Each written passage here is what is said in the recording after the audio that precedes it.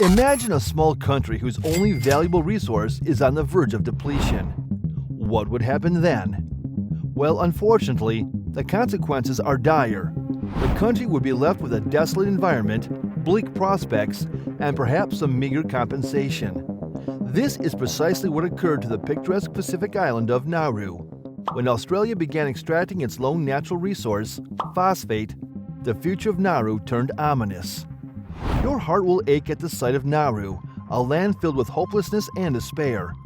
The unemployment rate has skyrocketed to unprecedented levels, leaving many without a glimmer of hope for a brighter future. It's a place that's been forgotten, abandoned by tourism due to a lack of infrastructure, with only a handful of hotels and restaurants. At first glance, the island may seem enchanting, but as you draw nearer, the grim reality sets in. The air is heavy with the stench of decay, and the once vibrant community has been reduced to dilapidated homes and rusted cars. A haunting reminder of what once was. Why has the island's economic situation become so bad? We must start at the core if we want to find the answer. An island far away from Europe called Nauru. This small and beautiful paradise is situated halfway between Australia and Hawaii, and was so remote that no European had ever laid eyes on it. However, all that changed on a fateful day in November 1798. A British ship called the Snow Hunter was on its way to the China Seas when it unexpectedly stumbled upon the island of Nauru. As they sailed closer, they were greeted by a group of friendly Nauruans who had arrived in their canoes to welcome the sailors. The Nauruans were fascinated by the Snow Hunter and its crew, and they beckoned for the sailors to come ashore. However, Captain John Fearon, the captain of the Snow Hunter, was cautious and forbade his crew from getting off the ship. Neither did any Nauruans board the vessel. Nevertheless, the captain was completely taken by the beauty of the island. He was mesmerized by the stunning white sand beaches, the swaying palms, and the island's central plateau. He felt so enchanted that he even christened it Pleasant Island. As the Snow Hunter sailed away from Nauru, Captain Fearon could not stop thinking about the island's incredible beauty. His mind was filled with the images of the friendly Nauruans, the crystal clear waters, and the lush greenery. He longed to return to the island one day to explore it further. And so, the island of Nauru had been discovered, and its beauty had captivated the heart of a brave captain. It would not be long before others would also set their sights on this enchanting paradise, and the world would soon learn of the wonder and magic of Nauru. At that time, this small island sat peacefully in the vast expanse of the Pacific Ocean. Its inhabitants led a mostly tranquil life, adhering to a routine that was as old as time itself. But beneath the surface, there were profound divisions among Nauru's 12 clans, each fiercely protective of their own heritage and territory. Every now and then, these differences boiled over into heated disputes that could turn fatal. Despite this, the islanders tried their best to maintain harmony and respect for one another. Life on the island was not without its challenges. The only source of surface water was a brackish, shallow lagoon, which meant that any year with little rainfall would bring about severe misery.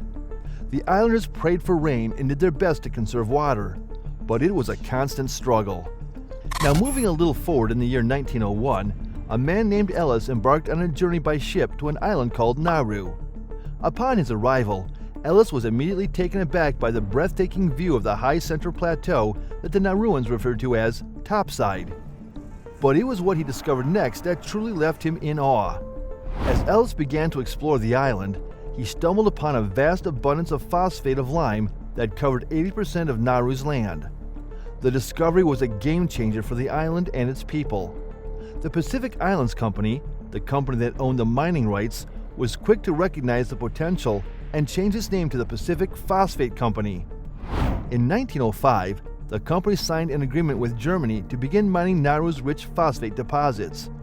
It was a momentous occasion for the island and the start of a new chapter in its history. However, the journey to success was not without its challenges. In 1906, just a year after the agreement was signed, a cyclone off the coast of Australia caused the first boatload of phosphate from Nauru to capsize. It was a setback that could have spelled disaster for the fledgling industry, but the miners persevered. Over the following years, Nauru exported hundreds of thousands of tons of phosphate, cementing its position as one of the world's largest producers of the mineral. The island and its people had come a long way since Ellis first set foot on its shores, and the future looked bright. The top side was a land of wild almond and pandanus trees, where birds of all kinds flew freely in the sky. The people of the island, known as the Nauruans, never built their homes in topside because they preferred the coolness of the shoreline. But there was something valuable hidden beneath the surface of topside that attracted outsiders. The ancient coral buried deep within the earth held a precious resource that many sought after: ore.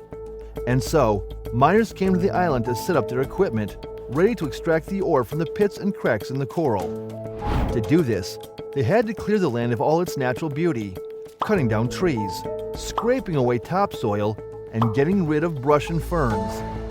It was a difficult and arduous task, but the miners were determined to get their hands on the precious ore.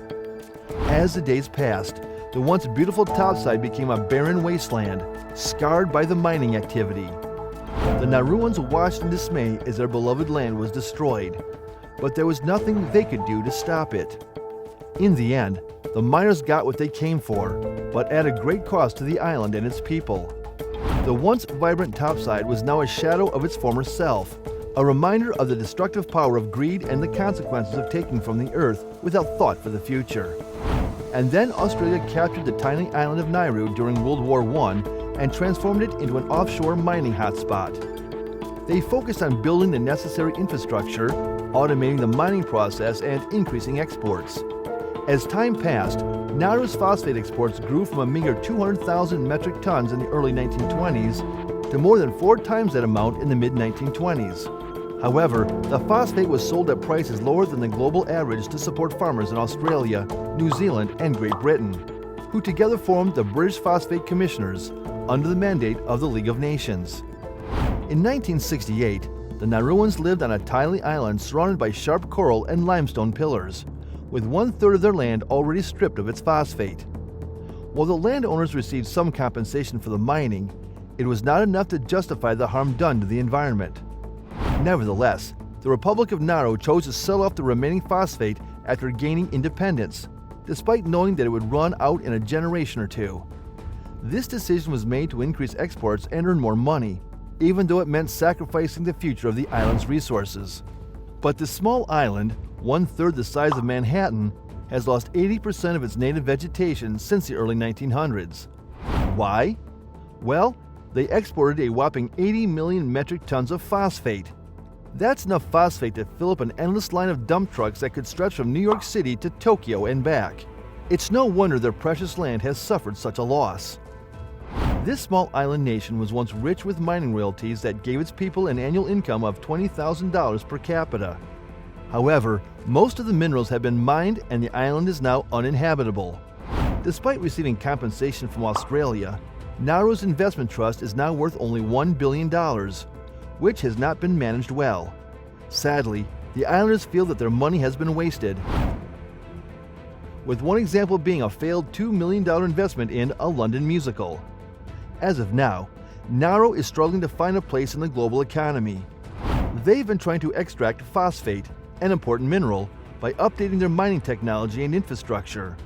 While they do have some secondary reserves, it's not enough to sustain them for the long term.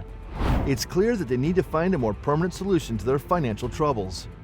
What's your thoughts on this matter? Don't forget to share your thoughts with us below in the comments section. See you in the next video soon. Till then, stay tuned.